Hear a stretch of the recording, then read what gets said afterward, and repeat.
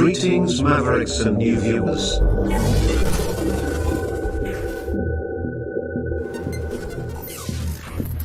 Tonight, direct and live from the Maverick News Network World Studios. This is Maverick News with Rick Walker.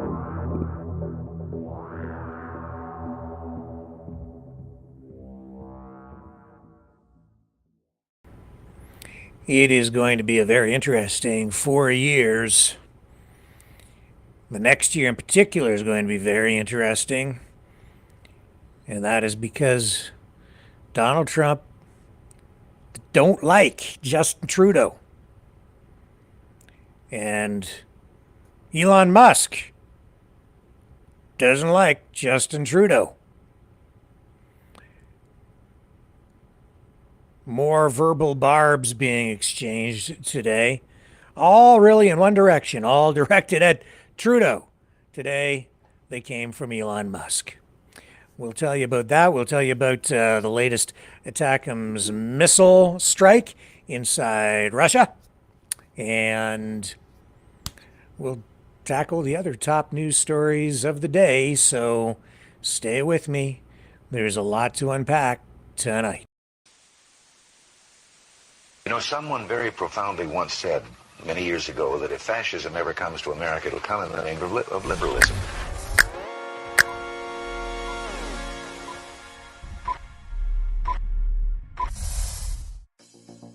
Well, I think it's time we ask ourselves if we still know the freedoms that were intended for us by the Founding Fathers. If we lose freedom here, there's no place to escape to. This is the last stand on earth. The entire world is watching. Every dictator, every crazy dictator in the world is watching.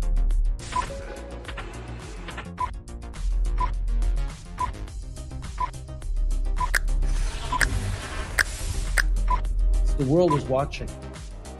On TV, the entire world is watching. On social media. But the entire world is watching, and yes, they are seeing what we have apparently bravely been willing to say that others are thinking. Stand for freedom. Literally stand for freedom. Let's get this done. The entire world is watching. We're at war with the most dangerous enemy that has ever faced mankind in his long climb from the swamp to the stars. Maverick News. Maverick News. Maverick News. Let me have more control of my own destiny. The world is watching.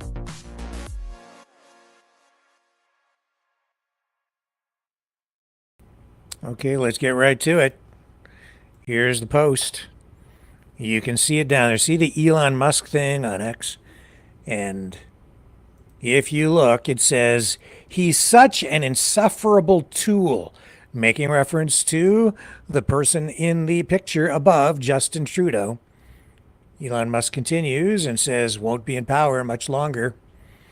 This attached to this video clip from this speech where Trudeau says that he is, has been, always will be a male feminist. No, it shouldn't be that way. It wasn't supposed to be that way. Because the U.S. didn't elect... We were supposed to be on a steady, if difficult sometimes, didn't elect a march woman towards president. Progress.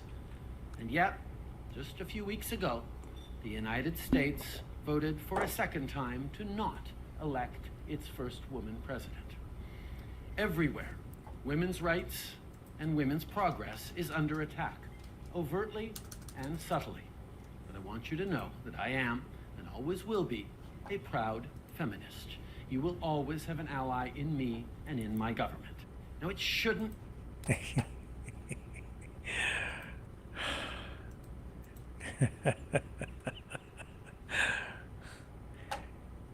Of course, that rubs some people the wrong way. Oh, man. Yeah, because so Musk obviously, responding to this clip where Trudeau describes Kamala Harris and her U.S. presidential loss as a setback for women's progress. And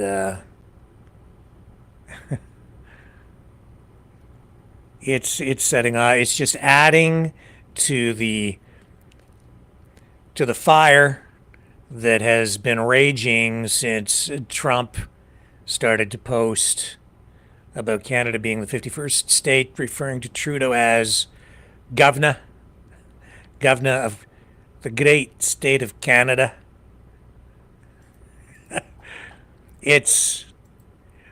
I shouldn't be laughing. People think it's a joke. I don't think so. There's something more going on, a lot more.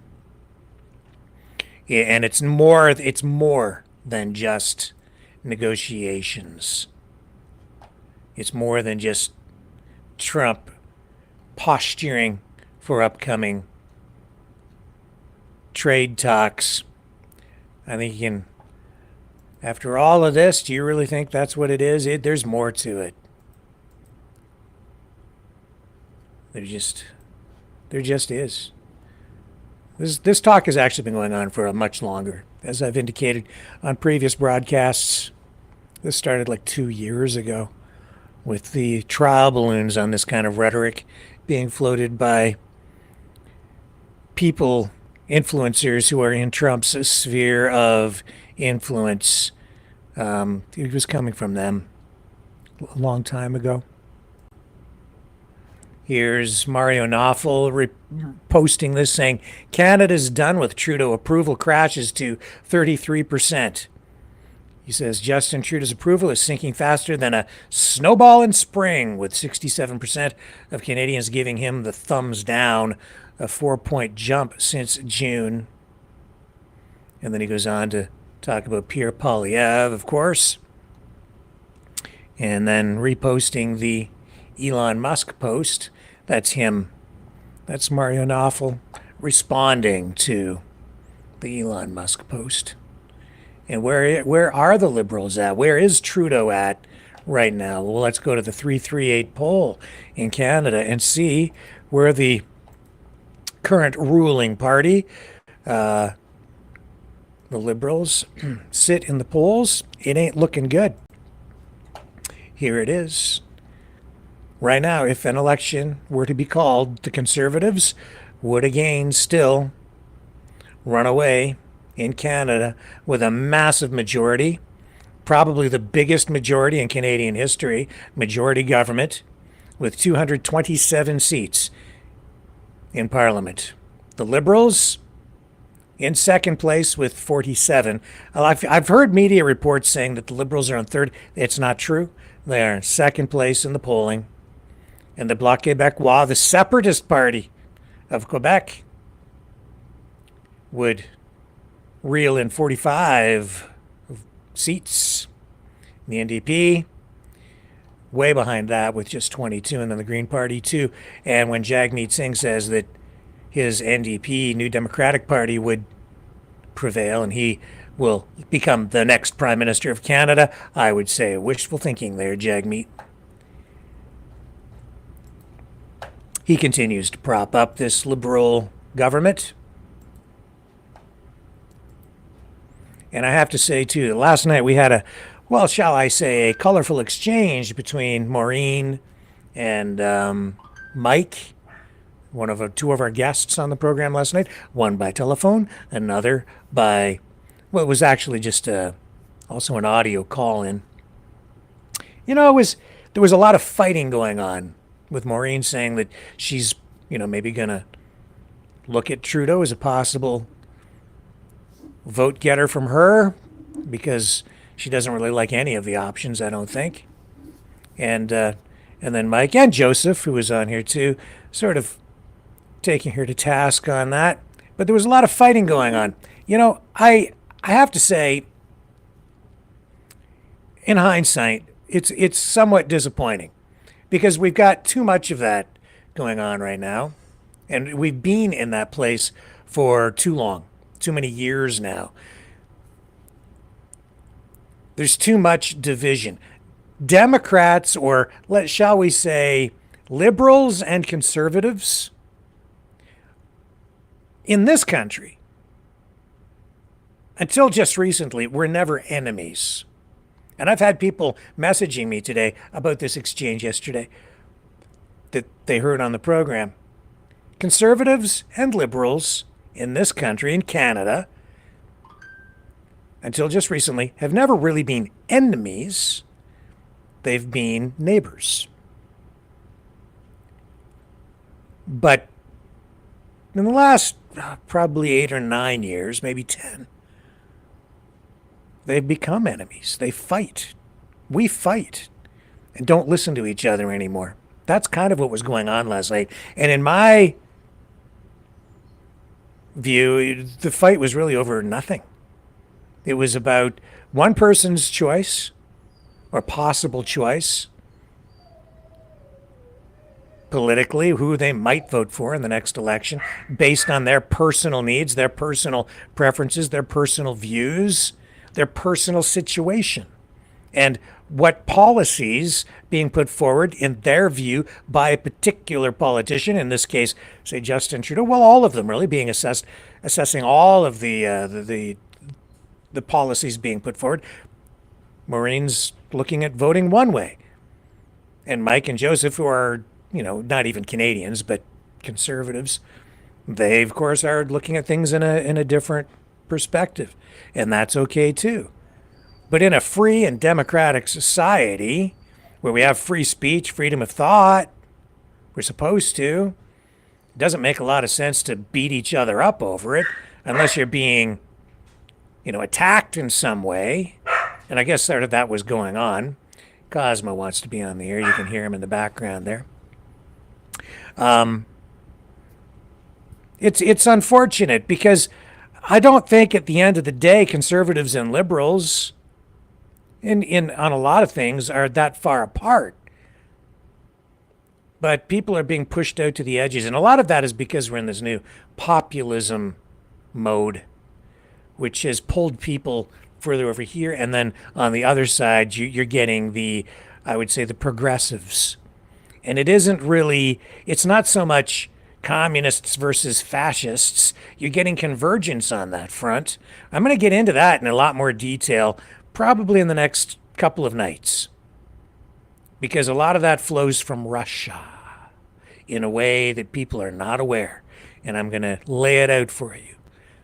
It'll help you understand what is really going on politically and why things don't make sense right now politically. I'm going to get into it in the next couple of nights. I have a real explanation for you. And this will set the stage for that. This is what I'm talking about right now in a lot of ways, because people are not getting along anymore. There was always some friction. People would disagree, sometimes argue, but not to the degree that we have it going on right now. People are so polarized, they don't want to look at any other ideas. They won't look at the other side at all. They totally dismiss it. They won't look at alternative media, or they won't look at mainstream media at all. Anything said over there, they just don't believe it. It's not that simple. Everything is really shades of gray. I wouldn't say any politician has all the answers, and the politicians that you think you can't trust doesn't mean they don't have at least some things that they're saying that are valid. In order to understand your political adversary, you need to at least listen. And God forbid they might say something that makes sense, even to you. But some people are afraid of that at this point because it sort of blows up their worldview. Well, open your minds, open your hearts a little bit too.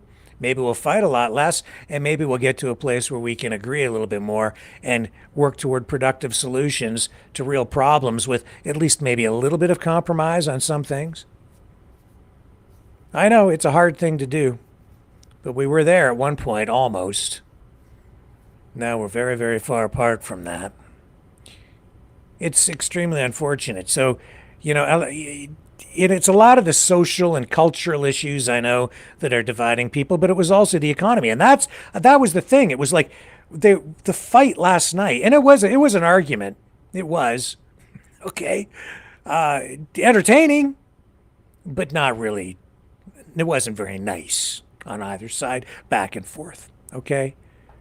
And I love all three of them, and they were good people. And all I'm saying is, if someone says they're going to vote for somebody on the other side, say, well, I disagree with you, but okay. It's their right. They have the right to vote any way they want. They have the right to say what they want and the right to believe whatever they want. And unless they're doing something malicious to undermine the country or something, they're free to do that. And what were we fighting about? We were fighting about whether someone is spending what little tiny bit of income they have on groceries and how they're buying their groceries. And we're criticizing people back and forth over that. No. That's not productive. That's not helpful. Everybody's struggling on one level or another. Everybody's having a tough time living to the standard that we really should be, at the minimum standard. And people who are maybe a little bit more fortunate, even they're struggling to maintain their standard of living. Everybody has slipped. And that's because of inflation and the economy. And that, again, was what really was front and center today in the House of Commons as Trudeau was held to task again by Pierre Poilievre, coming on the heels of all this venomous poison being, the verbal venom being directed at Trudeau from Trump and Musk, and it continued a little bit here in the House with Pierre Poilievre, who continues to attack, but that's his job. He's the leader of the official opposition. He's probably the next prime minister, and that's because Trudeau is very unpopular right now. Here's the exchange in the House today. Questions orales, oral questions. The Honourable Leader of the Opposition. The Prime Minister, who is weak, lost control of immigration, has lost control of the borders, and lost control of spending, inflation, debt, and even his own ministers, according to the Globe and Mail. Tension is rising between the PM and the Minister of Finance on the tax cut, and it's compromising his commitment to keep the deficit to $40 billion, as the Minister of Finance promised. Why is he pushing his finance minister to break her promise on this inflationary deficit? The Right Honourable Prime Minister. Mr. Speaker, the Conservative leader likes to dramatize things to distract Canadians from the fact that he voted against a tax break for Canadians. He voted against dental care, which has now reached 1.2 million Canadians. He voted against investment in school food programs, and he continues to try to muzzle his members to prevent them from talking in the interest of their communities, and he refuses to obtain his security clearance to be able to protect our democracy. That's how he wants to distract Canadians. The Honourable Leader of the Opposition, the Prime Minister, is the one who's trying to muzzle his own Minister of Finance. She made a promise to limit the deficit to $40 billion, to avoid further inflation, which is costing Canadians so much that they can't feed their children. And now he has forced his minister to break her promise. And he's attacking her in the papers. Why is the Prime Minister forcing his minister to break her promise and her credibility? The Right Honourable Prime Minister. As we've just seen, why the Conservative leader keeps on playing these dramatic games. It's because inflation is now at the level that is expected by the Bank of Canada, which has led to a cut in the key rate of 0.5 percentage points. And we are here to help Canadians we have kept inflation down, but what they have done, they have voted against the school food program to help young people across our country, and he is blocking access to dental care. He is not here to help Canadians. The Honourable Leader of the Opposition. This week, Prime Minister has lost control of the borders, lost control of immigration, lost control of spending, debt, and inflation. Now he's lost control of his own cabinet. Yesterday, the Globe and Mail reported that there's a big fiscal feud that has broken out between the Prime Minister and his Finance Minister. At stake is that she wanted to run a gigantic $40 billion deficit, but that was her guardrail. And now this Prime Minister is pushing her through that guardrail and pushing all Canadians off the fiscal cliff. Why? The Right Honourable Prime Minister.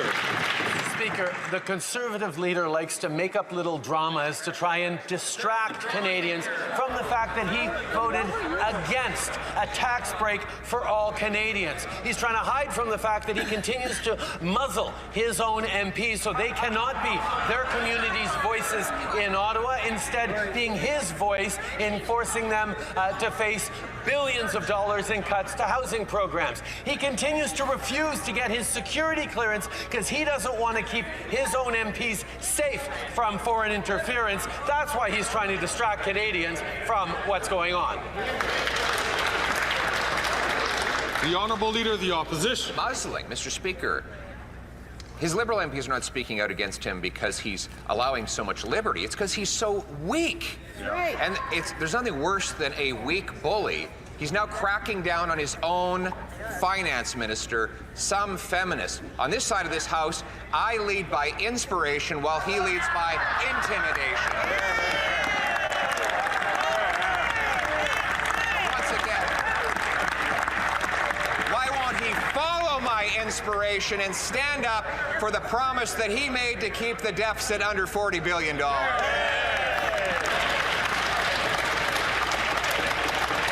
The Right Honourable Prime Minister.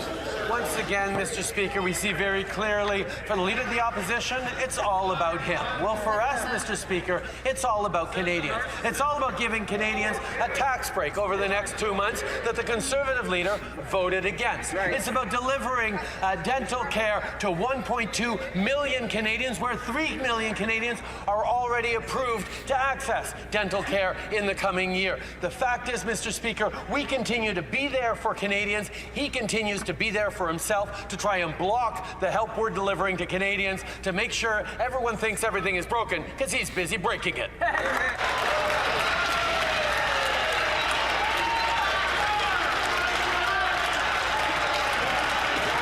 Order. Order. The Honourable Leader of the Opposition. He's been Prime Minister for 9 years. Let's review the chronology. So, not even 8 months ago, his minister said the deficit would not exceed $40 billion, the guardrail. Then, he went and got his banker friend, Carbon Tax Carney, to become his top economic advisor, stripping the power away from his finance minister. Yeah. And suddenly, the guardrail was broken. Is he really going to subject his finance minister to the humiliation of reading Carney's fiscal update, which busts through the guardrail? Yeah. The Right Honourable Prime Minister.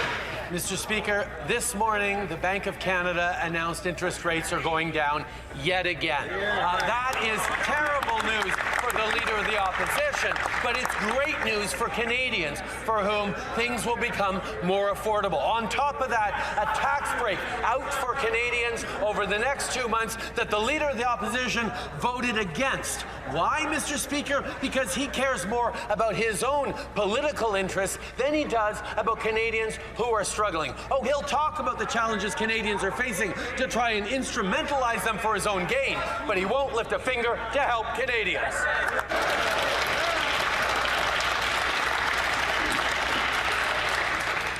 The Honourable Member for Belleuil-Chambly. Mr. Speaker, the Parliamentary Committee of Justice tabled a report that is literally a trial against Quebec's values, because Quebec is attached to, like most Western countries, to the notion of separating church and state. And I'm wondering what the Prime Minister... Okay, we'll pull out of this. Well... happy and welcome in their society that has welcomed them. This is a whole other issue, which maybe we'll touch on a little bit. So this is the exchange that just highlights the economy again. And Andrew Scheer he's the former leader of the Conservative Party, still sitting as an MP. And he says the Conservatives are going to hold the Liberals' feet to the fire when they provide their economic update next week. All of this that we've just been listening to is a prelude to what is about to come in that economic update. The fall economic update, which is actually more like a winter update, which the government is finally going to provide through Finance Minister Chrystia Freeland. And Andrew Scheer, Conservative Member of Parliament, says the Conservatives are going to hold the Liberals' feet to the fire in this way. Breaking news. Chrystia Freeland is going to table her economic update on the second last day of Parliament. She's waited all the way to December 16th to tell Canadians what the bad news is, just how big the deficit is. And if you take a look at the calendar, she's going to table it here on the 16th, and 24 hours later, we'll have 1 day to question the Prime Minister on it, and then look at that.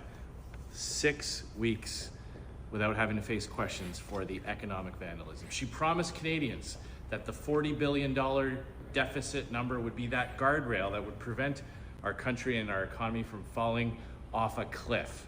We don't know how big the deficit's going to be. She still won't tell us. Possibly so what 60 we're asking billion. for is that Parliament sit an extra day on the Wednesday for Prime Minister's questions so that Justin Trudeau can be held accountable for all the damage he's done to Canadians. Rather than table it and get out of Dodge and run and hide in the snow for 6 weeks, Conservatives are demanding that we sit one more day so that Canadians can get answers for just how bad Justin Trudeau's mismanaged our economy.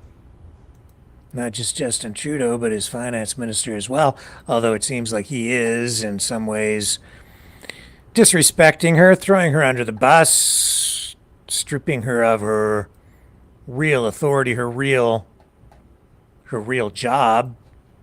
And that because he did bring in Mark Carney to assume a role of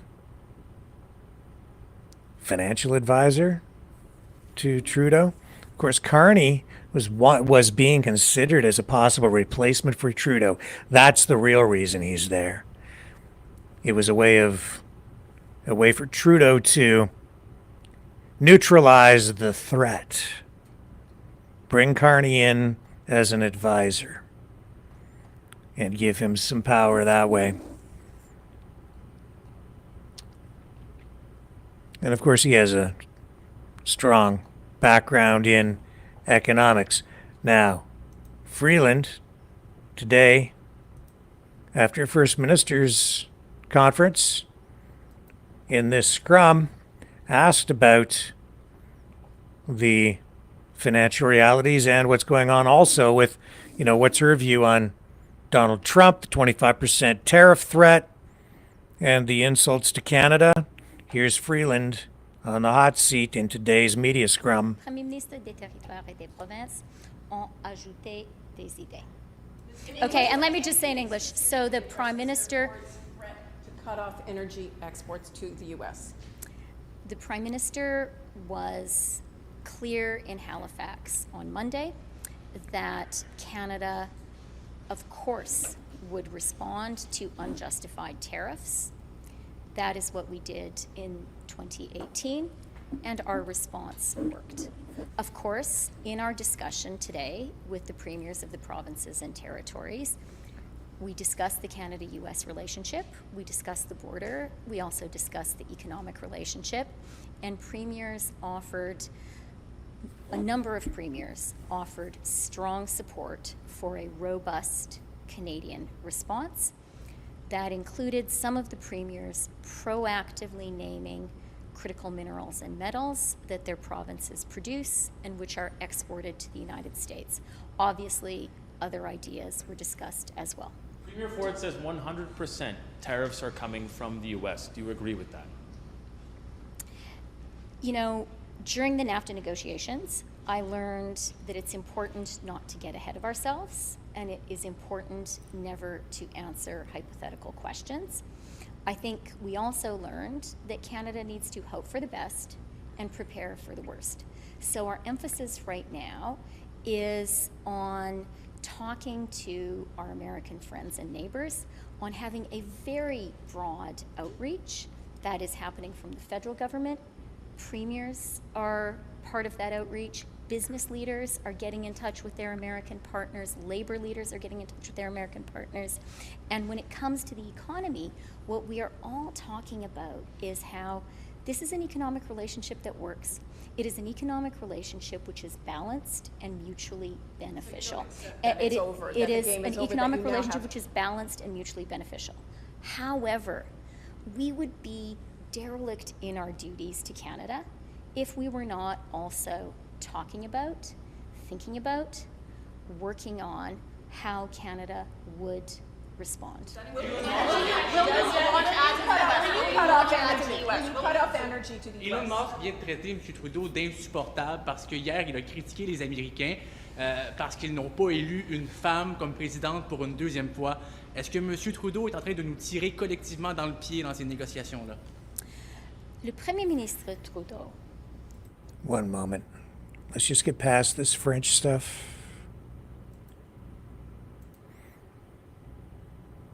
And we're going to go to Dominic LeBlanc here next. Here we go. Mr. LeBlanc, on the border plan, you've outlined to the premiers what you're prepared to do, and you asked them for cooperation. Ford said tonight, that's your job, the borders are your job. When and how will you unveil the billion plus in spending that we're told you're going to do? How will that roll out? Well, it'll roll out when it rolls out. What we rolled out to the premiers tonight were details of our plan. I took note of your comments around Premier Ford. He was extremely constructive in offering suggestions of how the Ontario police, local police in Ontario could collaborate with us. That sentiment was shared by a number of premiers. They got into the details of certain marine vehicles that might be able to help and different provincial personnel. To do what you want to do you need legislation to do what you need to do? Again, if we need legislation, we'll present legislation. We have legislation that allows the RCMP and CBSA to do the work that they've done for decades, but we recognize that there is a moment where we can make increased investments in both the RCMP and CBSA. Some of it may require legislative authorities, but there are a number of exciting moments coming up in the next few days where some of that may be included. Sur votre plan, quand est-ce qu'on va en voir la couleur? Pardon? Sur votre plan de la frontière, quand est-ce qu'on... Okay, so you understand what's going on there. It's Canada's facing a big challenge with Donald Trump on trade and on the border issue, border security, which Trump is linking together. And Trump's former national security advisor, John Bolton, was interviewed today on CTV's Power Play. Interesting insight from Mr. Bolton. He's not a big fan of a lot of the people coming in surrounding Trump as nominees to be in Trump's administration. And he had some How can I put this? Let me just take a quote from today's interview. He says that in order for Trudeau to make things work with Trump, he needs to flatter Trump, and ultimately he will need to kiss the ring. That's what he says. Let's pick up some of this interview today with John Bolton and the advice that he provides here for the Team Canada that is being put together to negotiate new trade terms with a Trump administration. Here's Bolton on Power Play. Weeks, the incoming president has referred to Canada as the 51st state and threatened a 25% blanket tariffs. I know you're familiar with this on all Canadian imports. He also just a few days ago called our prime minister the governor of the great state of Canada. Should we be interpreting that as a joke or something more in your view? Well, I think as the saying goes, Trump is kidding on the straight.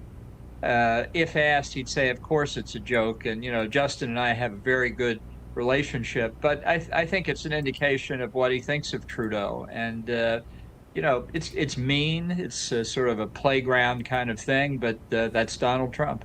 You wrote in your book, The Room Where It Happened, I remember reading a few years ago, some descriptions of meetings that they had in particular at the G7 and the view of Donald Trump toward the prime minister. What was it like at that time? Do you think it was personal animosity, or it was more just about the issues and the sort of disagreement over tariffs, for example, at the time? No, Trump doesn't care about issues. He cares about Donald Trump. And where I first saw the relationship in operation was at the G7 in Canada in 2018, where the other members of the G7 basically forced Trump into some statements in the outcome document that he didn't particularly like. I'd have to say I didn't like them either. But anyway, it was agreed. Trump got on a plane, Air Force One, because we were headed to Singapore for his first meeting with Kim Jong-un. And as we were flying over the Atlantic, I was sleeping, but Trump was up because he had heard that Prime Minister Trudeau had, in his view, insulted him in the last press conference at the close of the G7. And Trump, after he woke me up and some others, decided he was going to withdraw from the outcome document, which is unprecedented to say the least. But he was so outraged at what at that Trudeau press conference that that's what he did. So my take on the relationship is that I don't know what it was before I saw it in action at the G7, but afterward it was in deep trouble. Is there a way to navigate that or recover from that this second time around? And I ask not just sort of out of this like gossipy, you know, how do people get along, but because this threat that he has made would be devastating to the Canadian economy. It would instantly put it into a recession. So against that backdrop, I guess, if the federal government here were to ask you for advice on how to navigate this moving forward, what would you tell them? Well, it's not pleasant news, but the thing to do is flatter Trump and try and work on him that way. I think the foreign leader who was most successful at dealing with Trump in his first term was Shinzo Abe. Abe didn't really lather on the flattery, but he spent time with Trump constantly, on the phone, in person, on the golf course, never letting much time go by between conversations, just making sure they were in touch, telling him what Japan's interests were, so that it didn't come to a point where there was a crisis and he needed something from Trump. It wasn't always successful for Abe. It certainly took a lot of his time. But as I say, I think it worked more than any other approach that I saw during my time there. If that were to be employed here, and it seems, I should say, there are some indications. For example, the Prime Minister flew down to Mar-a-Lago to have a meeting with the incoming president a few weeks ago on the Friday evening of the American Thanksgiving long weekend. Like, if that is pursued, do you think that relationship you witnessed could turn into a different one? Like, essentially, I mean, your book talked a lot about this too. Like, Trump doesn't really like to forgive and forget, but is that possible in this instance, do you think? Well, it's always possible if somebody kisses the ring. I mean, that's what Trump likes. It's not positions on tariffs. That's not the issue. And, you know, I'd have to say for the current government or subsequent governments, Trump for Trump, numbers kind of come and go, 25%, 5%, 80%. Who knows what it'll be? That's designed to throw people off their stride. I think it's important to maintain contact with all levels in the Trump administration as it's put together. I think a trade war between the U.S. and Canada and Mexico would be a catastrophically bad decision on Trump's part, but he doesn't understand how tariffs work. He thinks that the exporting company pays the tariff. He doesn't realize it's the American importer that pays it and then passes the cost on to American consumers. So good luck with trying to educate him on that. You really think even after all these years that he still thinks that that's the case? I can point to you the NBC evidence with Kristen Welker a few days ago where she said, people think that American consumers end up paying the cost of increased tariffs. And Trump said, quote, "I don't agree." Yeah, I remember it well. She said economists from all different angles say that that's the case. And yeah, you're absolutely right. He said, "I don't agree." Just wanted to get you also, Ambassador, on another issue that certainly you've been vocal on and we're very interested in here in Canada. That's the sort of preservation of NATO moving forward. Because in that same interview, he did very specifically say something, to be fair, that he said before, which is basically the prospect of leaving the military alliance is there if, quote unquote, member states don't pay up. As it stands, Canada is one of those member states who has not met the NATO target. Just this summer, our federal government outlined a plan to, well, sort of the broad strokes of a plan to get there by 2032. Do you think Canada is in trouble when it comes to defense spending with Trump in the presidency? Well, I think he'll beat whoever is prime minister over the head with it constantly. The fact is the United States has to defend Canada because we're all around you. And if the Russian missiles ever come over the pole, that's something that's obviously critical to both of us. You should get defense spending up to 2% of GDP. I mean, it's that simple. But that's not enough to satisfy Trump. That's the ostensible point. But in other conversations on NATO, he's talked about how foreign governments, particularly the European Union, have negotiated unfair trade deals with the United States. He has a lot of gripes, and the actual withdrawal from NATO could be precipitated by what happens in Ukraine or a number of other events. And basically, it's because Trump thinks we defend Europe and Canada, we don't get anything out of it, and they don't pay. So why are we in NATO? That's what he thinks. And the best hope, I think, of avoiding American withdrawal is to distract him for the next 4 years. I do. I really do. I think our other bilateral alliances with countries like Japan and South Korea are also in trouble. Okay, yeah, so he says he thinks NATO is in trouble because of Trump's position on this stuff. And I have a question, okay? What is it with this guy? Like, what is it with that look, those weird eyes? I've seen multiple photos of Kash Patel, and he's got these crazy eyes. I can't get it out of my head. It's like he's hypnotized me with his mesmerizing eyes. What is it with this? He looks crazy. He scares me just looking at me. This is the guy Trump has picked as his nominee to become the new head of the FBI. I don't want him to be the head of the FBI because I don't know if I can stand. I don't know if I can take the gaze for the next 4 years and maybe longer. It creeps me out. I'm just saying, there's something weird about that. And tonight we're seeing that the current FBI director, Chris Wray, has said he is going to step down from his post early next year. That'd be like next month. And this is because Donald Trump has signaled his intent to fire Wray anyway and replace him with Crazy Eye Guy. What is this? What? I told you it's going to be a very interesting 4 years. And in fact, Trump is the guy who appointed Wray to the current 10-year term, and he did that back in 2017 after firing James Comey. And now he wants to fire Ray, and now he wants to bring in Crazy Eye Guy, and now Christopher Wray is saying he's not going to stick around long enough to give Donald Trump the pleasure of firing him. Where's the clip I have of... Here we are here. Let's get it from the man himself, Christopher Wray. He's like, that's okay, Donald. You're not going to have me to kick around anymore. I'm quitting before you take office. Here's Christopher Wray. After weeks of careful thought, I've decided the right thing for the Bureau is for me to serve until the end of the current administration in January and then step down. After a week. So there he is. And that's what's going to happen.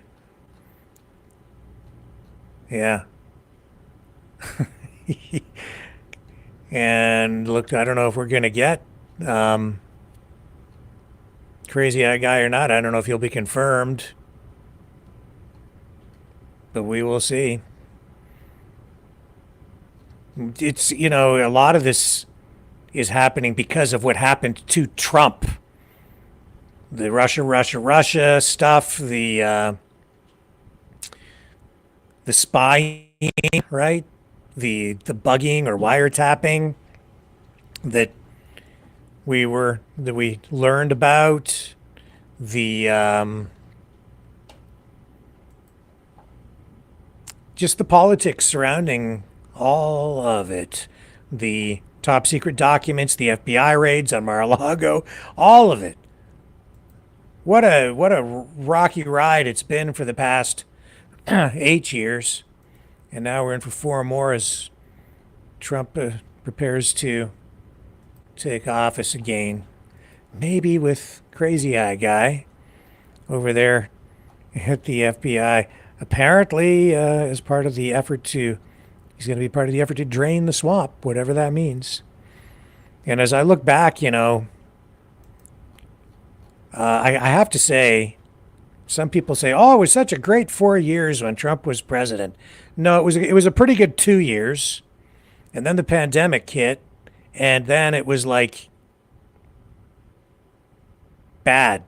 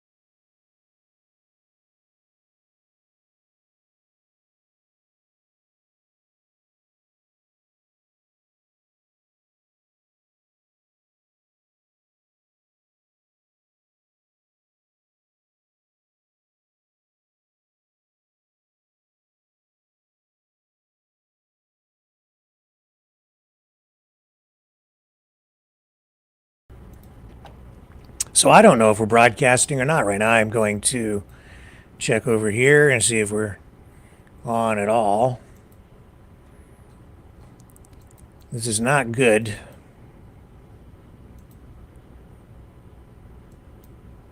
Are we back?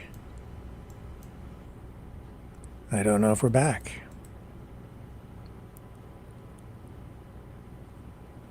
Oh, I guess we are back on. Okay. Yeah, we went black. Our internet was disconnected. Our internet was disconnected, but I don't know what caused that. Very, very frustrating. Okay. Well, we will continue with the broadcast then, I guess, and let me just, I'm just going to run a little promo here, transition, while I check a couple of the settings and make sure that we're stabilized, and we'll proceed on the other side.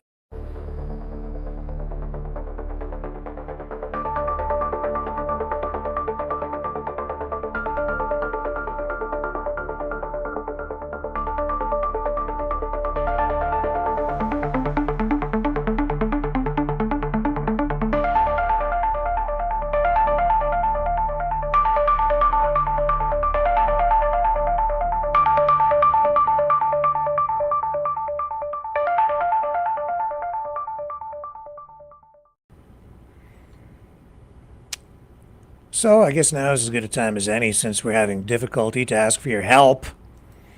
Might as well do that. Thank you. You know, also, to those of you who have helped in the past, thank you, thank you, thank you, thank you, thank you, thank you, thank you. It's humbling, and it's a privilege to sit in the chair every night and have you guys join the broadcast and support us, even just by watching. And for those of you who have donated in the past to support the program, thank you, thank you, thank you. Now I have to be straight up. We're struggling here because we really haven't had much in the way of donations at all in the past month, and the bills are piling up. So if you want to keep us on the air, keep us doing what we're doing to help cover the costs, and there are costs associated with doing the program every night, you can do that by donating at freedomreporters.com. freedomreporters.com. Now, normally I would say we would provide with a $30 donation or more, we'd send you a t-shirt and so on, $60 or more, and I would send you a sweatshirt. But with the postal strike on, the couriers have quadrupled the shipping rates. So it's making it prohibitive, like it's impossible to ship stuff out right now. So that's going to be delayed. Now, if you do donate, I will still send that stuff to you when the postal strike is over and shipping rates return to something closer to normal. I promise I will do that. Just make a notation. If you do make a donation, tell me what size you need and what it is exactly that you'd like, whether you'd like a Maverick News t-shirt or a Trump Fight t-shirt or a Trump Fighting t-shirt or a hoodie or whatever it is that you're looking for, or a Exile the Knights of Malta t-shirt, and I'll send that along as a thank you for making the donation to the program. It covers the costs of the streaming software, the production software, our subscription services, all of the other things that cost money, even being on Rumble. It actually costs us money every month. There's a fee associated with that. It's just the way it is, and it all adds up. And at the end of the month, we had to switch over. I was able to cut costs quite a bit over the past 8 weeks, but they're still substantial every month. That's why we had to let that phone system go too, the call-in phone system. There just wasn't enough support to keep it going, and it was costing us far too much every month. We were continuing to run at a loss, and I can only absorb personally so much in terms of the red ink. So thank you to all of those to all those of you who have supported us, and thank you to those who may support us in the future and currently. And you can also support us just by hitting the thumbs up, liking, sharing, subscribing. Please consider subscribing over on Rumble. Doesn't cost you a thing, and it goes a long way to spreading the word, helping the channel expand and grow. And again, it doesn't cost you any money at all to do that. And we appreciate that kind of support very much as well. So please subscribe, like, and share. Let's get back to the news of the day, shall we? I'm glad we're still on the air. Almost just signed everything off. I can tell you that there was another ATACMS missile strike inside Russia overnight, hitting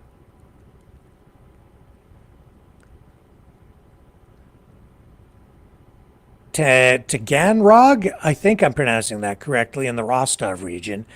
And they hit, the Ukrainians hit buildings of some sort of an industrial complex there, which were damaged. And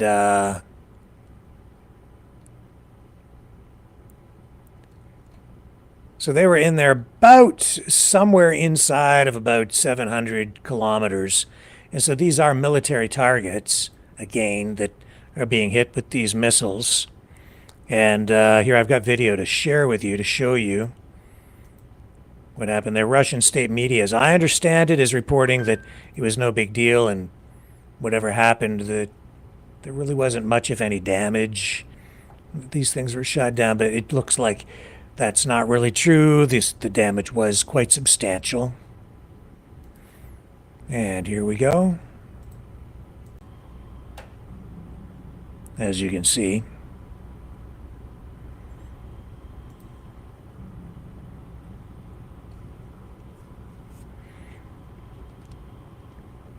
So an industrial complex, I think an oil refinery was also hit. Again, a legitimate military target.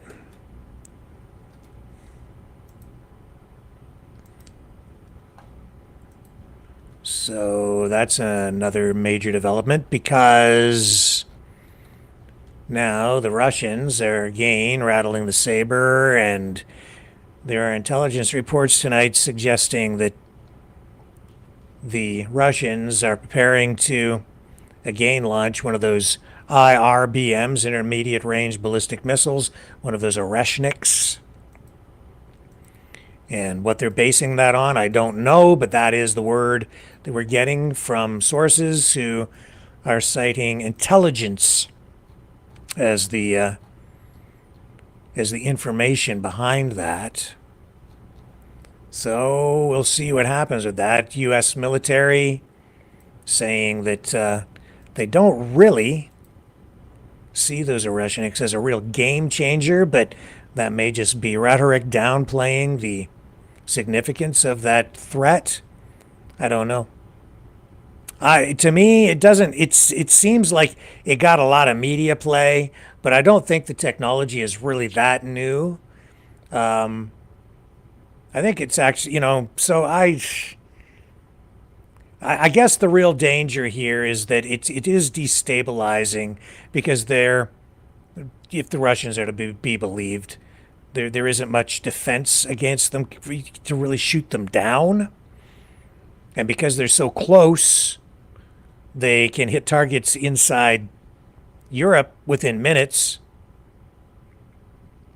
which, if you think about it, this is another reason why the whole NATO encroachment on Russia with missiles in Ukraine just doesn't hold water.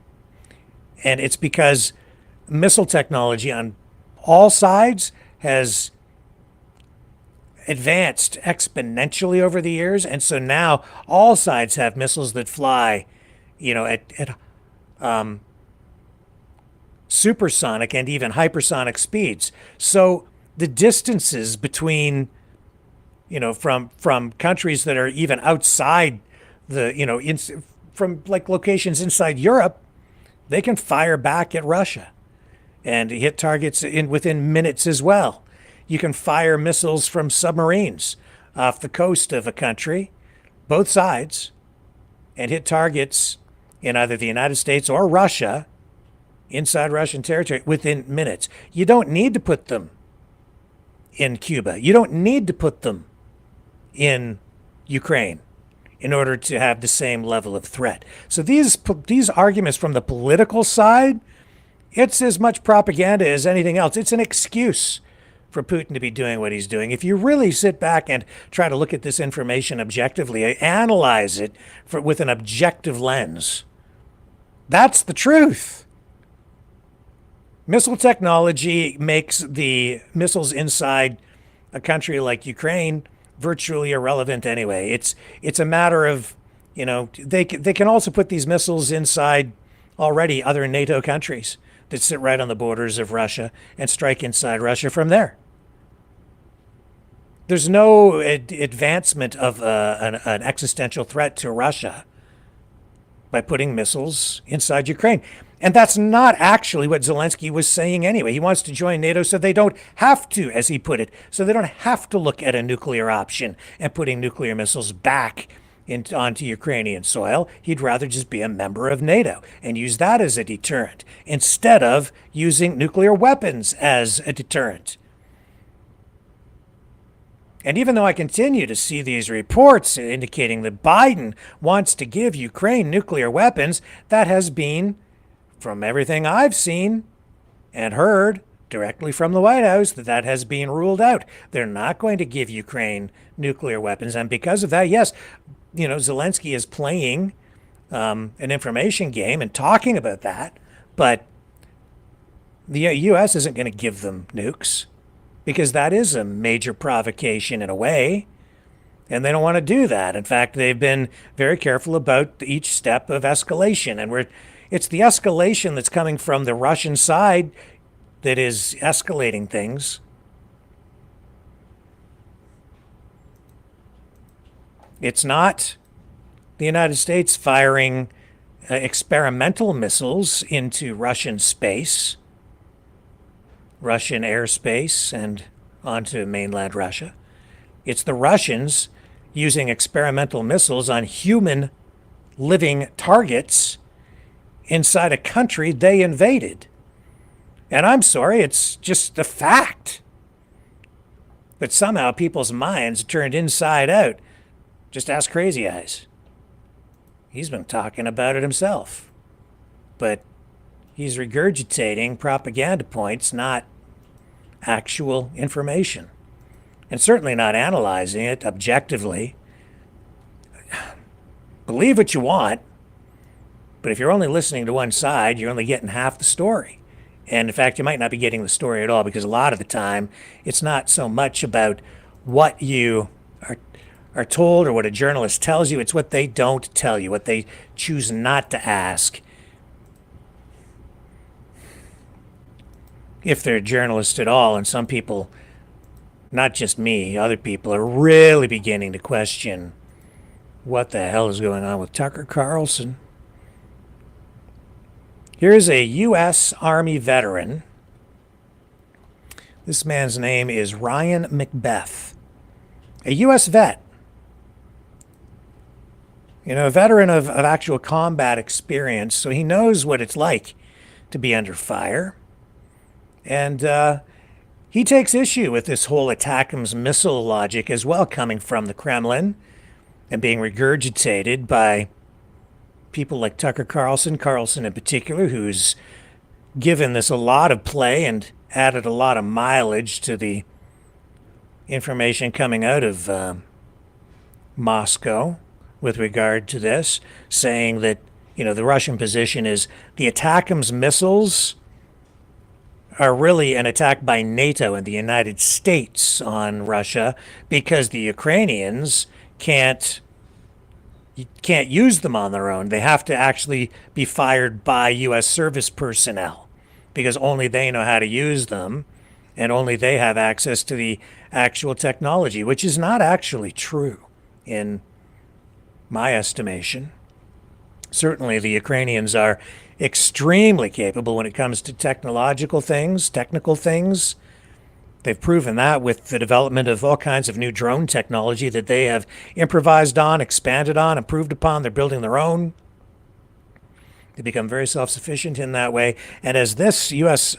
veteran indicates here, he sees no reason why the Ukrainians can't use these ATACMS independent of the United States, and even access to satellite systems in order to set them up and provide the tracking and navigation for these devices. You know, any country can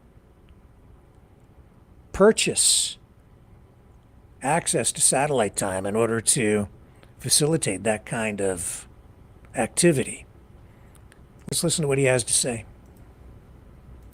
Tucker Carlson is lying. American military personnel launched missiles into mainland Russia. So here's why this is a lie. There's basically this Russian narrative that Ukrainians are so provincial and stupid that they don't have the mental ability to launch ATACMS missiles. Therefore, Americans must be firing those missiles. Let me tell you something. I have met 13 Mikes before. If a 19-year-old with an anime car rap can successfully navigate HIMARS training, a Ukrainian who's been fighting for 3 years can do it as well. Now, has the United States given ISR, or intelligence surveillance reconnaissance data, to Ukraine so that Ukraine can perform targeting more effectively? I would say that's likely. I served as an infantryman for 20 years. I deployed to combat. I know that lies can endanger the force protection status of our American soldiers. And right now, Tucker, you are endangering the lives of American soldiers. You are no patriot.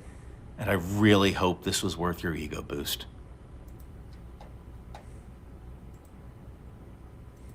Yeah. Tucker Carlson sat there and said American military personnel launched those missiles into Russia. Says Americans did it. That's dangerous talk. Dangerous. You want to talk about escalation? That's escalation. What Tucker Carlson is doing. Tucker Carlson is escalating the conflict because he's feeding into the information war and giving Russia ammunition to fire up people back in Moscow, in Russia, get them angry, to build public support for more military escalation on the Russian side.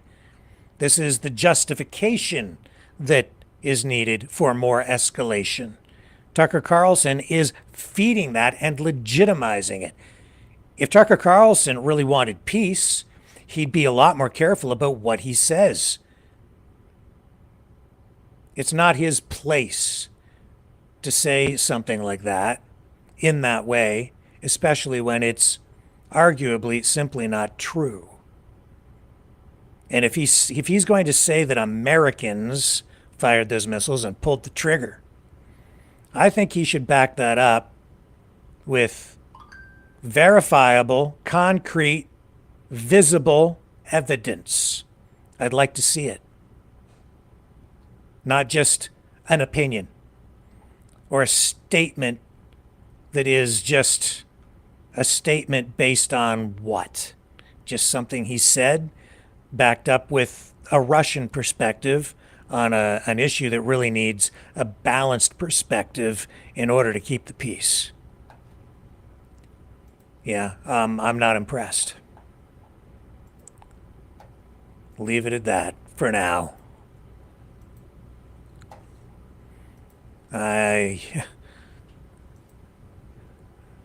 Yeah. A lot of people say they want peace, but not really. Who's got a plan? Sitting in the Kremlin, dreaming of the days when the Soviets were winning. Ukraine's on its way out, NATO in its sight, but its soldiers keep retreating from the fight. Putin-nuka, bang, get tough. Putin-nuka, a war ranking up. The world's on edge, he's losing his game, but he's ready to light up the flame. Putin-nuka.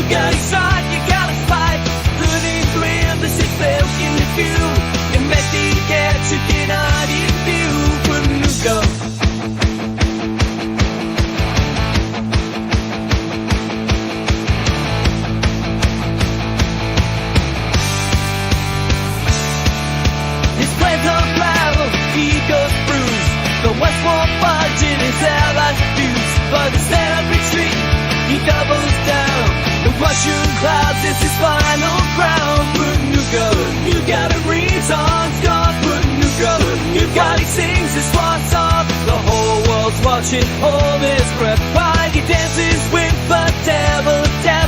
Funuka, Funuka. Funuka, Funuka. Funuka, Funuka. Funuka, Funuka. Funuka, Funuka. Funuka. Funuka. Funuka.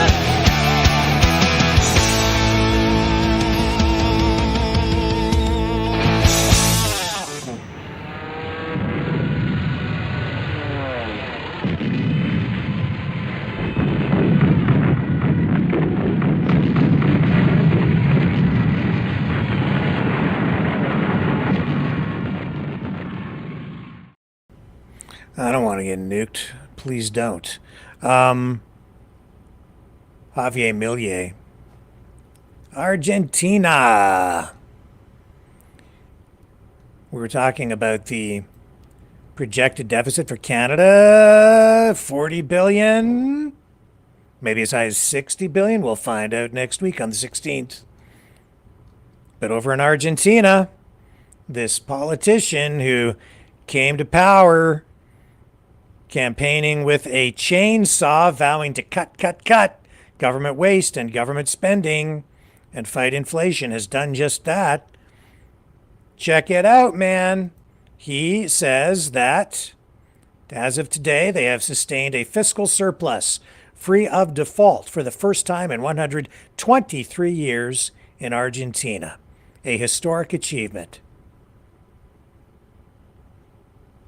It was just a year ago, he says, that the government of Argentina printed 13% of gross domestic product and fueling inflation, and the former government was doing that to win electoral favor, but instead they voted for austerity, fiscal responsibility, and now Argentina is, at least at this point, on some sort of road to financial recovery. But it's important to remember and understand, which very few people do, that when any government says that they have achieved some sort of budget surplus, it means for that fiscal year.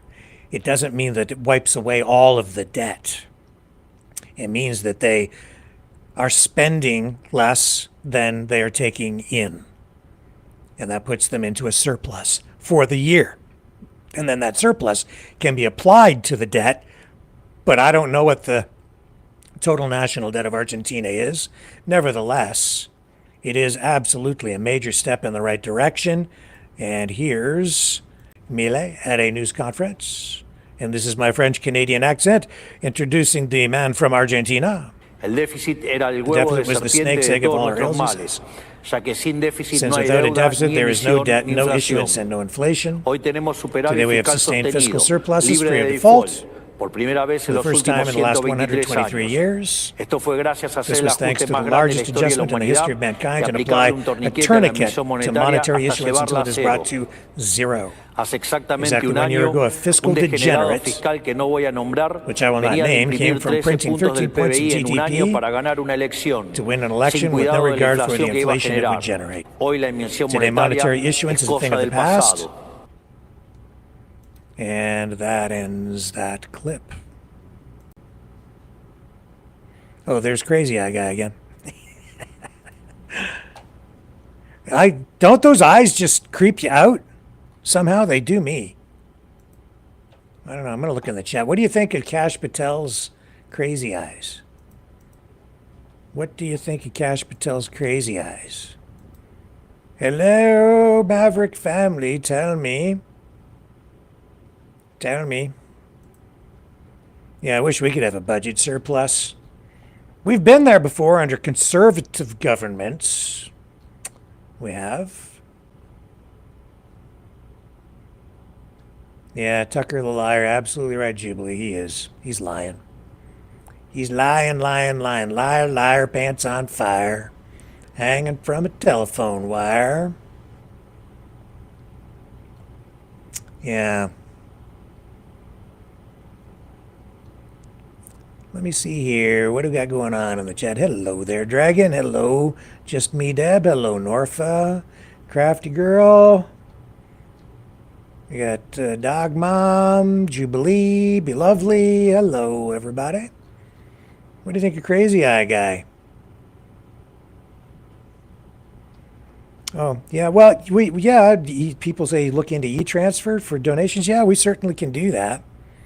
You can, here, I'll put it up here on the screen, actually, where you can do that. The only thing is, we're not set up for auto deposit, so if anybody wants to donate using e-transfer, you need to complete the security question and to sign the, I recommend using the word Maverick, Maverick, all lowercase, as the answer to the security question. Then we can complete the transaction and get the donation. Because for proper accounting and for taxes and all of that stuff, it goes into a business account. And so not a personal account to me. It goes into the business account so that it's used for business purposes, which is to cover the expenses here for all of the things. And we handle it that way. So let me put it up on the screen where you can do that. And it is Maverick Multimedia at mail.com. So you can do that there. And it's up on the screen, maverickmultimedia.com. Oh, hang on, I didn't put it in the right place. I'm still not used to this new system. Let me take a little break. I'm going to get something set up here, and I'll come back and we'll do it right. Hang on a sec. Here.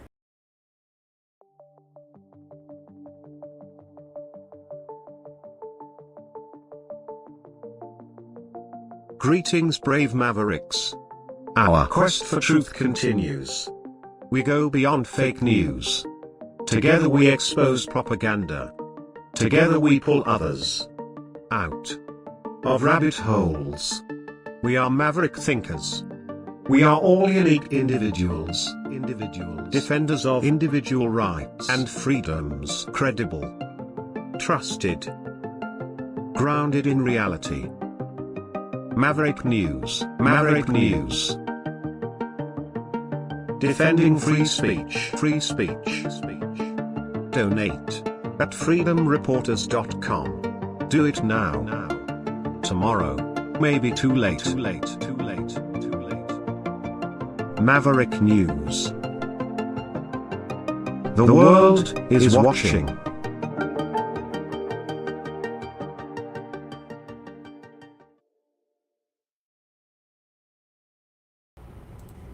Yeah, so here you go. Here's the email. I did it again.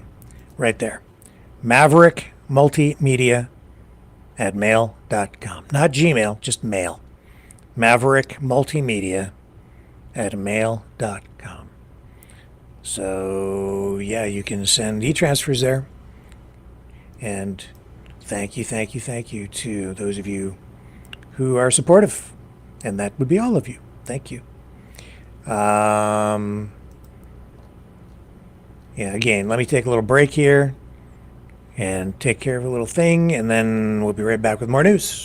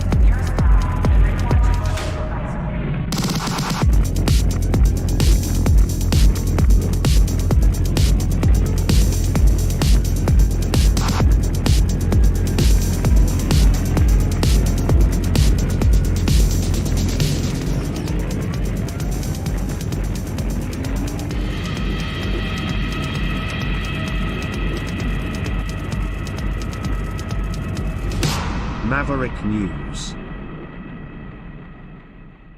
The world is watching. All right, what else do we have for you tonight? Did you hear about Quebec's plan to ban public prayer? Yeah. That's the Premier's plan there, Legault. And that has sparked some pretty substantial pushback from, I guess, rights groups and religious organizations, churches. Here's the Justice Center for Constitutional Freedoms. You know, I think what this really is it's the Premier trying to address these protests that we've seen in the streets and on university campuses where people have been, you know, crouching down, blocking traffic, praying in the streets and things of that nature. And so, oh my, I think I just lost my tab. Yeah, hang on a second here. Man, I hate it when I do that. I clicked on something and away it went.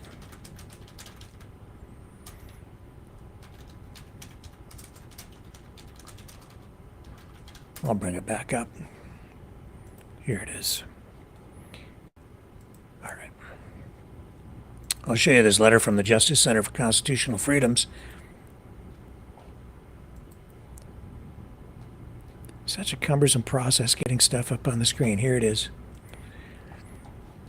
They've sent a demand letter to the Premier of Quebec. It says here the Justice Center for Constitutional Freedoms announces that a demand letter has been sent to the Premier of Quebec, Francois Legault, who recently threatened to ban prayer in public spaces and to shield any constitutional challenges to the ban by invoking the notwithstanding clause of the Canadian Charter of Rights and Freedoms, so found in the Constitution book that I have right there. Such a ban is a totalitarian suppression of the freedoms of expression and of conscience and religion. And then on December 6th, Premier Legault stated publicly that his government is considering a ban on prayer in public. This followed upon media reports of Muslims praying in classrooms at a school in Laval, Quebec. Similar stories from around the province over the last year have prompted investigations by education officials in 17 schools. Premier Legault was quoted in a December 6 CBC story saying, quote, "Seeing people praying in the streets and public parks is not something we want in Quebec. When we want to pray, we go to church, we go to a mosque, but not in the public spaces. And yes, we will look at the means where we can act legally or otherwise." Premier Legault further indicated that his government was willing to invoke the notwithstanding clause of the Canadian Charter of Rights and Freedoms, which would shield the ban from constitutional challenges for a period of 5 years. In a demand letter to the Premier, constitutional lawyer Olivier Seguin wrote that far from reinforcing secularism, the ban on praying in public places would contradict the principles on which the secularism law is based. 1, the religious neutrality of the state, and 2, the equality of all citizens, and 3, freedom of religion. Quote, "Your approach to the situation," stated Mr. Seguin, "suggests a militant, anti-religious, and dogmatic conception of one of the healthier and oldest practices that human beings have maintained in their relationships with their fellow human beings and with a higher power." Mr. Seguin continued, "The ban on prayer announced by the Premier borrows from the intolerant overtones of a state atheism that flourished east of the Iron Curtain during the 20th century, and of which history has retained only sad memories. In so doing, our government would be violating the principles of religious neutrality, equality, and freedom of religion on which the secular state is supposed to be based." Indeed, I must agree. You know, as much as I don't like to see people blocking traffic and praying in the streets, when, in my view, that is more of a political statement and protest than an effort to practice one's religion, I still don't think that the government should go after public prayer in that way. It's It's an absolute assault on freedom. And the fact that the Premier of Quebec needs to reach for the notwithstanding clause in order to make it stick for at least a 5-year period shows that it's overreach.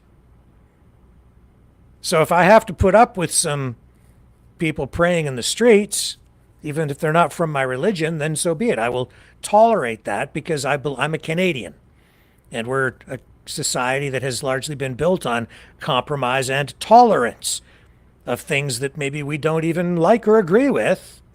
But in order to get along and keep our society peaceful, we tolerate other people's beliefs and practices. And that means free speech for everyone and freedom of religion and freedom to express one's self through one's religion, even in a public space, especially in a public space. Not to say that it gives you license to break laws, or I would say to not block traffic. Maybe pass a law where you're not allowed to, I don't know, pray if it's putting someone's life in danger, which praying in traffic could, you could argue that. But yeah, people came to Canada and the United States. They came to North America, a lot of people seeking religious freedom. And the JCCF is quite right when they point out that those religious freedoms were completely stomped on when the Iron Curtain, the wall, as we would refer to it, was still up during the Cold War, and before that under the Soviet era. And even now, in a lot of places around the world, you're seeing that that's exactly, one of the main issues in a lot of Muslim countries like Iran, where they have basically a state-sanctioned, state-run, state-controlled religion. And even in Russia, to some degree, I would say, you kind of run into that as well. And Zelensky and Ukraine, accused of preventing Russian-speaking people from practicing their religion, there's a reason why those churches were shut down. They keep citing that as, using that as ammunition against support for the war over there. But if you really look at it, you examine it, you ask people who are there on the ground, what you'll find is that the churches that were shut down were Russian Orthodox churches.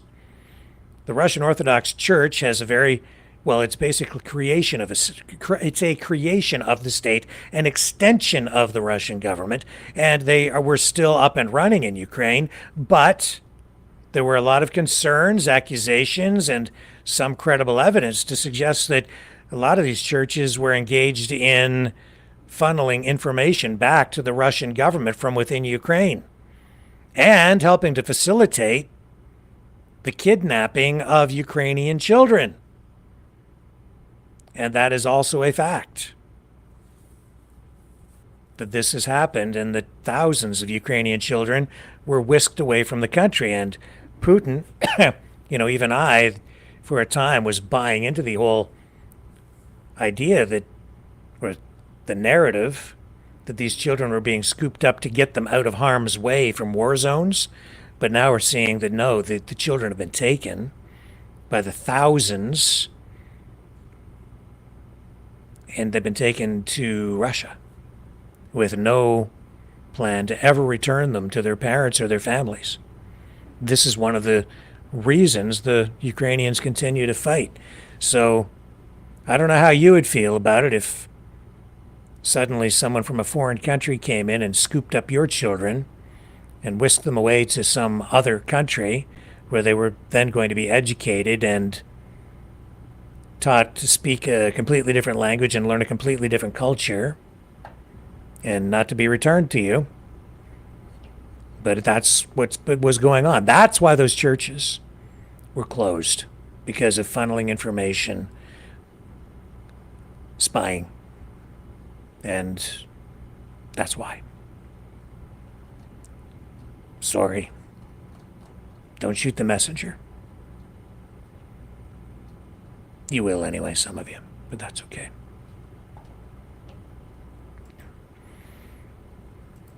You know, we've seen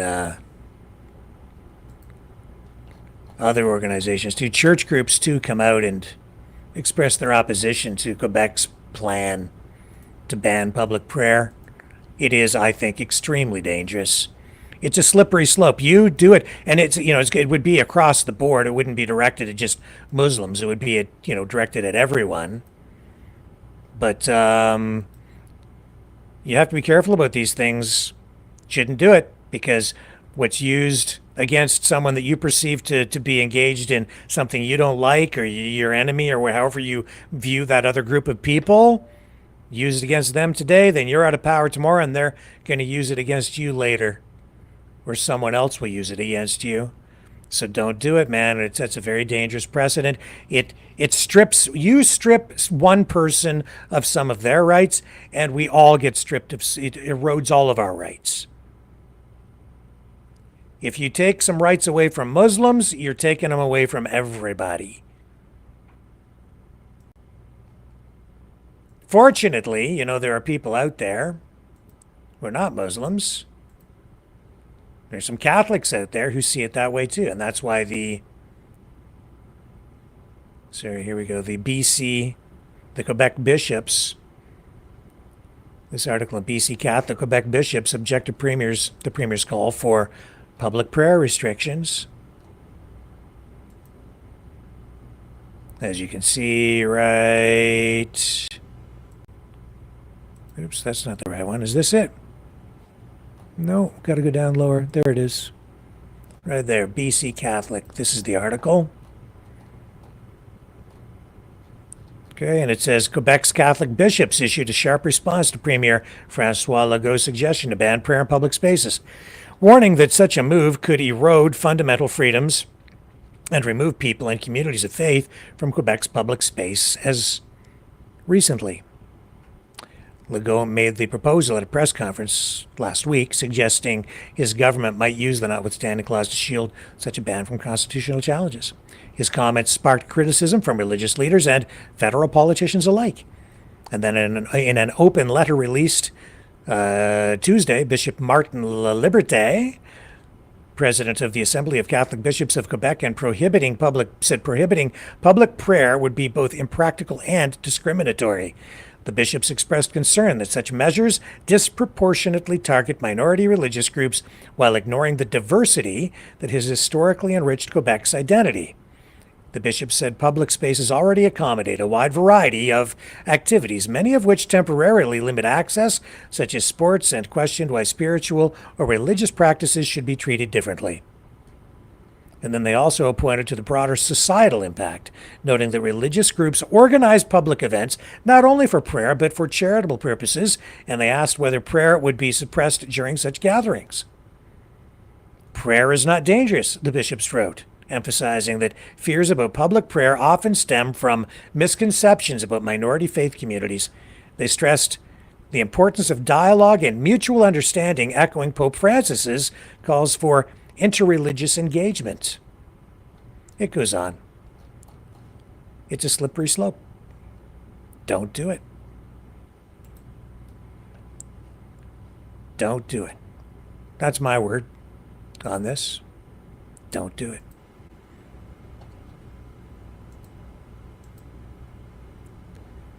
What else do we have? Just want to make sure we're not missing anything here tonight.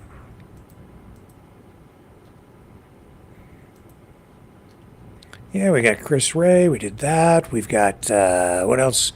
We talked about Bolton and his views on what Trump is doing with trade. Chrystia Freeland, the UAV attack. Oh, yes. What about those mysterious drones spotted over New Jersey? Talk about conspiracy theories. A New Jersey congressman is saying that he believes, this This is Jeff Van Drew. He's a Republican, and he says that the mystery drones are coming from an Iranian mothership parked off the east coast of the US of A. I don't know if you've seen video of these things, but some of them are pretty darn big. Really big. And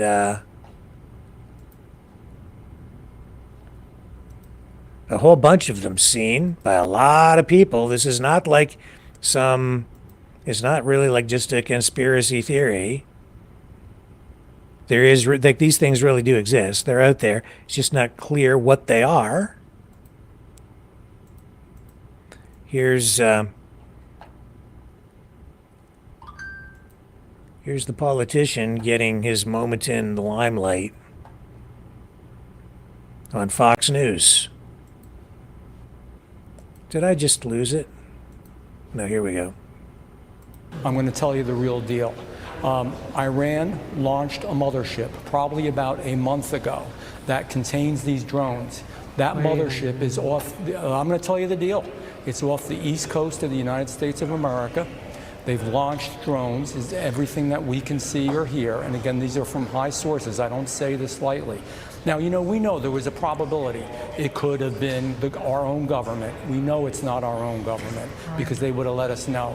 It could have been some really glorified hobbyist or hobbyists that were doing something unbelievable. They don't have the technology. But let's pretend that's possible. The third possibility was somebody, an adversarial country, doing this. Know that Iran made a deal with China to purchase drones, motherships, and technology in order to go forward.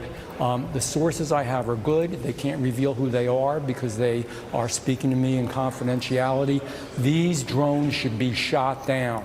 Whether it was some crazy hobbyist that we can't imagine, or whether it is Iran, and I think it very possibly could be, they should be shot down. We are not getting the full deal, and the military is on alert with this. Okay. Do you think? I don't know.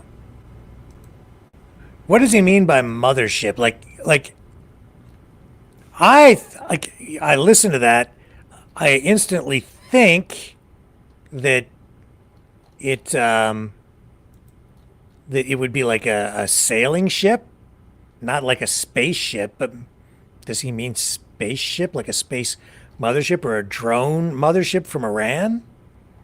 I just don't know. Can we? I have some photos here, I think, of the. I don't know if you're able to see this or not. I'm going to show you the drones in these photos. There it is there.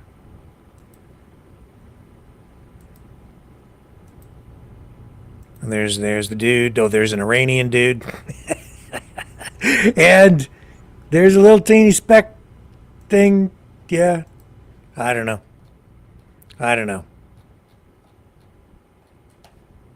What do you guys think? Pretty weird. You know, and then we're hearing that some of these are as big as an SUV or a recreational vehicle even, flying around up there, that they're really, really big. Is that true? I don't know.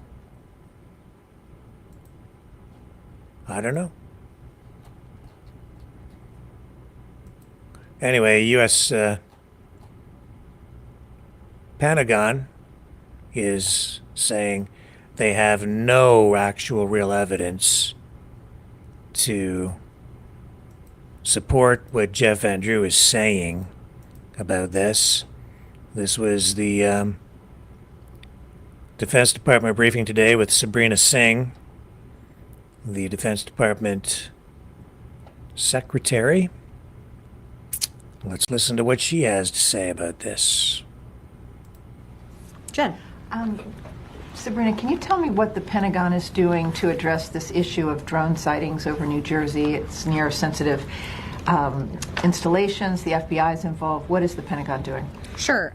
So at this time, aware of those drone sightings that have been reported, at this time we have no evidence that these activities are coming from a foreign entity or the work of an adversary. We're going to continue to monitor what is happening, but at no point were our installations threatened when this activity was occurring.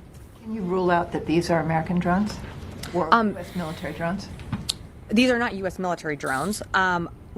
Again, this is being investigated by local law enforcement. What our initial assessment here is that these are not drones or activities coming from a foreign entity or adversary. Representative Jeff Van Drew, who is a Republican from New Jersey, was just on the air saying that Iran launched a mothership probably about a month ago that contains these drones, and that mothership is off the coast of the east coast of the United States. Is there any truth to that? There is not any truth to that. There is no Iranian ship off the coast of the United States, and there's no so-called mothership launching drones towards the United States. No, it's aliens. It's the aliens, the alien mothership. That's what it is. I don't know, but these things are real. Whatever they are, flying around in the air. You would think that in this day and age, if they, and I'm a little worried if they can't figure out what these things are. If this is all it takes to just invade U.S. airspace and fly around them over top of New Jersey, and they don't even know what they are, and they can just fly around up there, doesn't make sense to me. It just does not make sense.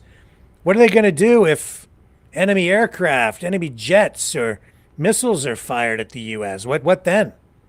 They can't even handle a weather balloon or a Chinese spy balloon or whatever those things were. Now these things are flying around, and they're just like letting them fly. We're not being told something.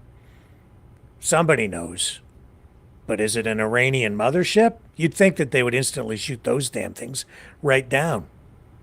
So that doesn't make sense either. If they were Iranian drones from an Iranian mothership, they'd blow them out of the sky faster than I can eat my mom's apple pie.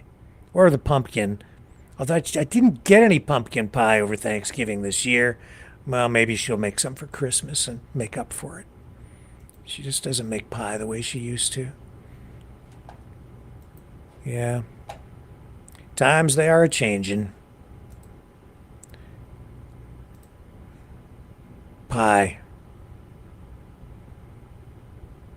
Pumpkin pie.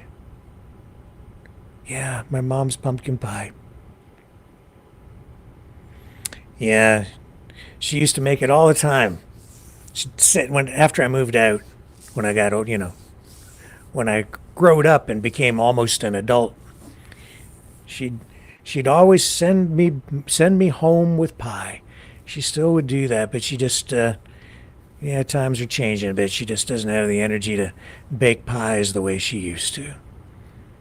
But you never know. Christmas is coming. Maybe she'll find some energy and we'll get one over the holidays. What are you guys doing for the holidays? Whatever it is, I think it's a time for us to join with family and friends and look back too and remember the before times. Miss those days. Wasn't so long ago. Things feel so strange right now, but somehow I think we'll still get back. Gotta believe. Gotta have faith. We'll make it. Love you guys. I'll see you tomorrow, 7 p.m. Eastern, right here on the Maverick News Channel. I'm going to leave you tonight. Well, what am I going to leave you with? What would you like to hear? I'm going to leave you with a song.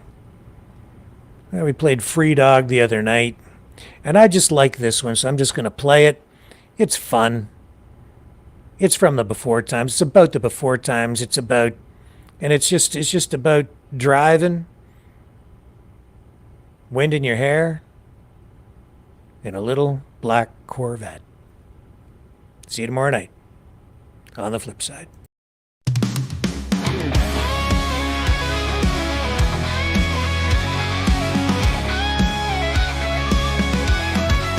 Well, she's sitting in the driveway all dressed in black. Got that slick paint, you know she got the knack. Chrome glimmers in the moonlight, like a star on the rise. When I slide behind the wheel, I feel alive. Oh, I can't deny, got the little black vest, she's my midnight ride.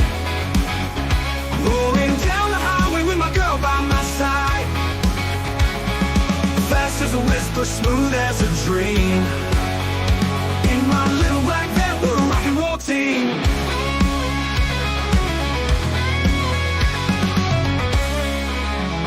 Leather seats and a rumble that shakes the ground. With the top down low, we're lost in the sound.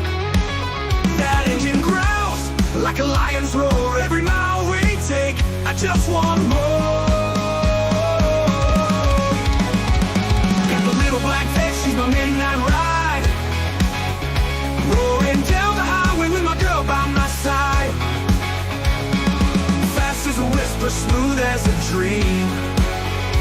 In my little black van, we're a rock and roll team.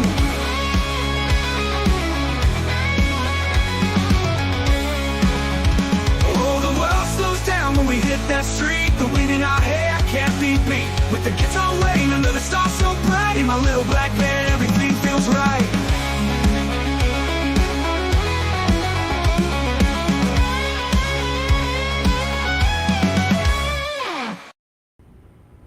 God bless America. God bless American muscle. See you tomorrow.